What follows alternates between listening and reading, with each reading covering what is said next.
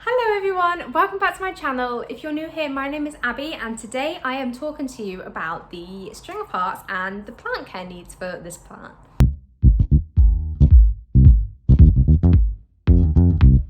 So I have two string of hearts. I've got one on top of the fridge here and I have this one here. So I bought these, I bought them when they first kind of like boomed. So when they were all over like Facebook and Instagram, I saw them and loved them. So I did purchase two and I got them as much smaller plants. So I think they might have been about this tall. They were like really like, well, this short, I should say. They were quite small. And I think I paid $5.99 for them back then. It was just through eBay and never had a problem when they arrived. They were quite small, so they tend to be like when you get them through the post, you tend to have people like just like wrap them around. So they were at that like stage where they were small. But ever since, it has not stopped growing, and I have cut this like a million times. And it is such a fast growing plant. I absolutely love them. So in terms of like care needs, this plant is definitely one that you want to lovingly neglect. So you'll need to like water it when the soil is dry. And usually this is on a shelf where I don't see the top of the soil. So I'm not able to kind of stick my finger in there and tell you if it's dry or not. It's completely above my head because obviously we want to see this part of the plant. So I found this is doing a lot better being in a place where I see it often. So I have this on my propagation shelf just over there near my kitchen sink. So a kitchen sink is somewhere you are multiple times a day. Unless you don't wash up or do anything, then you won't be there. But I have it on my shelves just there, and I'm able to see and monitor and keep an eye on the leaves to see if they're like wrinkling up. Like if they start looking like a bit wrinkly, then it does mean they need a water. And just because these leaves like retain water, so once they're wrinkly, it's an indication that they're thirsty. So I have found since I've had them in eye view that they are growing a lot faster and they're a lot happier, just because I'm keeping on top of with consistent watering. But in terms of lighting, the area I have them in, and they've been there for, before my husband built those shelves, they were in the same position, but just on a different shelf. So they have been there for maybe 18 months and I've had no problems with growth. The growth has been like phenomenal. It's been like non-stop. And what I'm trying to say is the area isn't like bright and direct light, which is what they prefer. So they prefer bright and direct light, but these are currently sitting in low light. It is a low lit area, so they are still thriving, and I'm so happy that they are happy because they are so beautiful. The one thing when it comes to care in the sense of maintenance, I've never had pests with these, but I hear that they are prone to pests, but I've never experienced that, so I can't tell you how easy it was to get rid of them or anything. But when it comes to untangling them, they are a bit of a pain. So I think I must untangle these once every couple of months.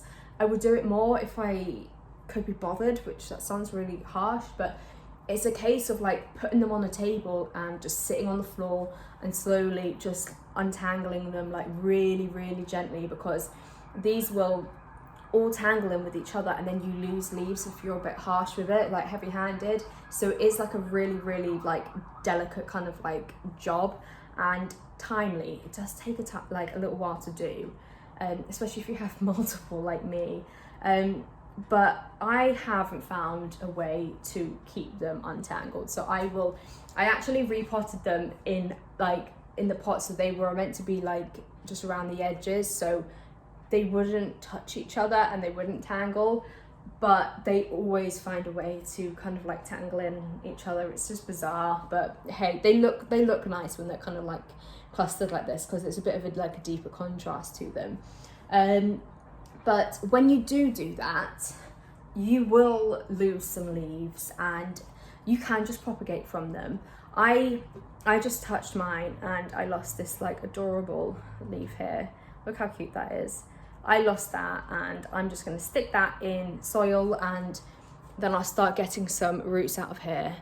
But it's not obviously the biggest section, so it's just a case of like you can eventually just pop it back in the soil and it'll be good. But when you lose like a chunk, like I do just put them straight back in the soil. So this was one that I broke not so long ago. It looks like the top of it is potentially broken as well, but that's starting to grow out of there. That's like a new growth point. And this one was the one that I broke, and I just put it straight back in the top of the soil as I always did. And this one hasn't taken it. You can see it doesn't look that happy. It looks a bit like dry, but I think it is just starting to die off. I don't think that was a successful propagation, but it's at the bottom. If I can grab this, at the bottom, you can see that it is growing. Like that looks like a really healthy little part of the plant. So it just goes to show that it's a weird and wonderful plant. And I do find that sometimes I might have like a dead like vine here, and then half of it is really, really healthy, and it's just like, So if that is the case, I tend to, here's a perfect example of that actually. You can see this vine here, that is all dead. You can see from the top there, all dead. But if you go to this bit, this is where I tend to get them to propagate from, those little knots, that's all healthy and that's all alive. So it could be a case of I take it out, the dead bit out there, and then I can just pull that off because it will just snap off, and then I can propagate from there. So that's not obviously going to feed this part of it water. So if I take it from here and put it back in, it will start to obviously grow again.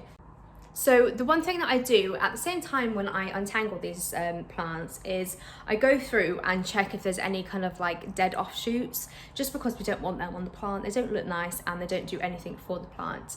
And I can't imagine it's even that healthy for them to have those like little dead sections on there that they're putting all their energy into trying to help. But I left this one on there for an example for you, and I will show you what I mean. It's not that bit, it's another dead bit. It's this bit. So with this vine, can you see, right, you'll see there's a knot there. I don't know how I'm meant to show you this, I'm really bad at this, but there's a knot, and we've got the one I'm holding here. It's a really, really healthy bit, but there's an offshoot which is all dead. You see how dead this is? So I will literally, see if I can show you better, that bit there, I'll literally just pull it off. So I will literally just go through the whole plant and make sure I'm pulling off any dead offshoots, because like I said, we don't really want them on there. They're not that nice looking. And I think that's it. That is it. And then you get the little bits here. See the tiny little one there? It's kind of satisfying actually, just pulling all of these.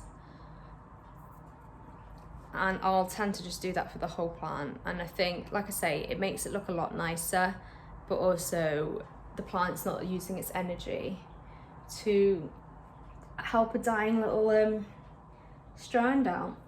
But yeah, this is a really, really easy plant. I keep saying that, but it is. I give this the same soil as I give everything in my house. I give them a light, airy mix, so lots of perlite in there, and there's some orchid bark in there as well, but tiny, tiny pieces. But this is a soil that I have used for years. It's called BioBiz, and it's the light mix, and I believe it's a Dutch brand. So I get 50 litres of it, which is a lot, but you go through it. If you're a planter like me and you repot things all the time, you'll go through that really quickly. But I buy 50 litres of this soil that it sits in for $13.99, and I think the retail price is $25. So that's through eBay, and I'll put the link in the description for everyone if they're interested. It obviously can tolerate low light like I have it in. I water it when it completely dries out, and then I'll let the water run through, make sure it's not sitting in water because the root system is delicate, and keeping on top of the maintenance of it, so like untangling it and taking off those like little debris kind of bits will keep your plant happier. But these are, like I said many times in this video, so easy, so beautiful. You can literally just put them on the side, have them trailing, looking really, really beautiful against like a contrasting wall, and water them when they tend to curl up and wrinkle, and that's as simple as that. I think these are such an easy plant. So that is it for this video. I hope you found it useful, and if you haven't purchased the string of hearts yet, and this was a bit of a pre-purchase research video, I hope this encourages you to go out and buy one, because I promise you they will make you smile every day. They are the prettiest plant, and they're suitable for beginners. They're completely easy to look after, and they are so rewarding because they constantly grow for you. So yes, let me know if you've got one, if you have a variegated version, if the care tips are different for the variegated versions, because I can imagine they are, but just write them all down in the comments below, and I will see you in my next one. Bye!